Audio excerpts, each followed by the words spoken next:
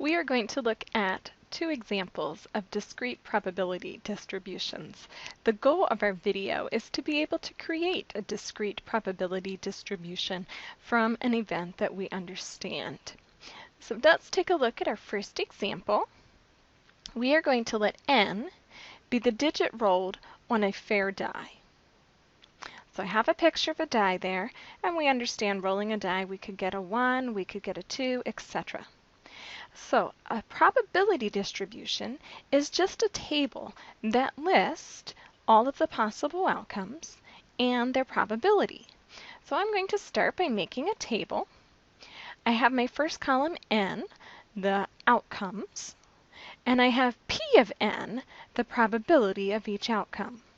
So as we mentioned, the first thing that we want to do is just list the outcomes. And so on a die, we could get a 1 on our first roll, a 2, a 3, a 4, a 5, or a 6. So I have listed all possible outcomes. Now, we are told in the question prompt that it is a fair die, which means that each outcome is equally likely. So the probability of getting a 1 is a 1 in 6 chance. And I could convert that to a decimal. Decimals are more often reported than fractions. So putting 1 divided by 6 on my calculator, I get 0.16, and the 6 repeats, so I'm going to have to round somewhere. And it's a fair die. So I have the same chance of getting a 2, and a 3, and a 4, and the whole way down through. Each of them is equally likely. So I have created a probability distribution. It is a discrete variable because there are not infinitely many outcomes. There are just these 6 that I've listed, and I've listed all of them, and I've listed the probability for each one. Now, there are 3 characteristics that a probability distribution must have. So first one we've met. All possible values are listed, and they are numeric values. As you're looking through homework, as soon as something is categorical, like Republican versus Democrat, then it is not a discrete probability distribution. Second characteristic is each probability is between 0 and 1. When I look at these values, all of them 1/6, decimal equivalent 0.167, yes, that is between 0 and 1. Now, if we look at this mathematically, each probability has the option of equaling 0 or equaling 1.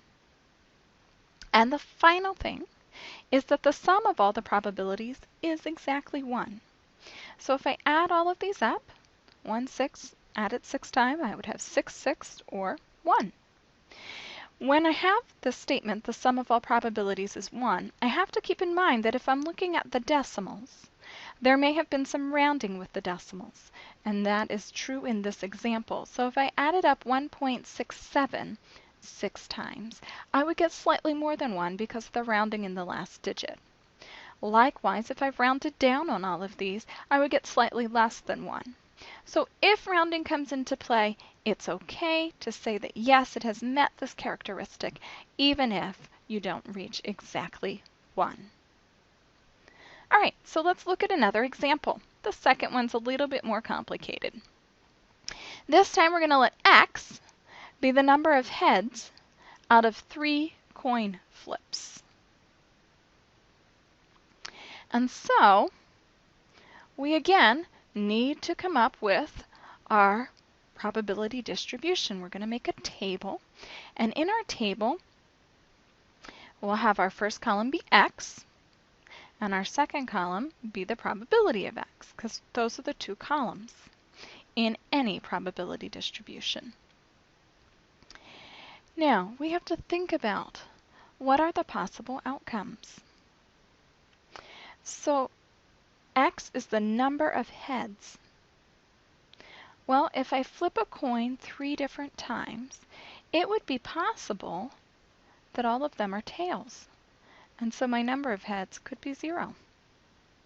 It would also be possible that I get 1 head, 2 heads, or 3 heads.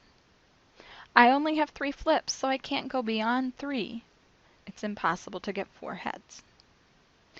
In our previous problem, all of these probabilities were equal. That's not the case here. It's not going to be as common to get no heads or to get all 3 heads as it would to get 1 or 2. So in order to figure out the probabilities, we need to create the sample space. And we're going to be doing that by using a tree diagram. And I've copied an image just to save you time. So in this image, this would be our first flip, and our choices are either heads or tails.